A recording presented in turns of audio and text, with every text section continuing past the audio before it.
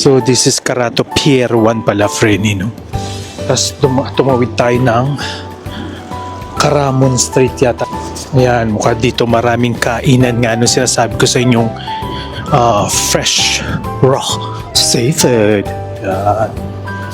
Nila may lason daw yan eh. Pero sabi din ng iba na kinukulture ng ila to. Ayan, cute, oh. Puffer fish. Tingnan natin kung makasubok tayo ng puffer fish dito. So this is the Carato Market, friend. Hindi nauna kanina pero kainan din yun ng mga seafood fresh. Seafood bowl. Ayan. So this is the proper Carato Market. So mukhang sarado na siya, Frenny, kasi tanghali na.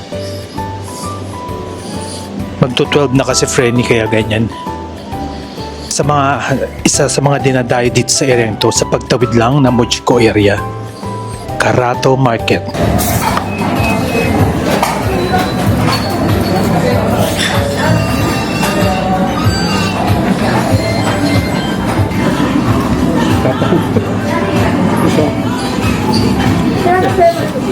Sarap, Frenny. Oo nga.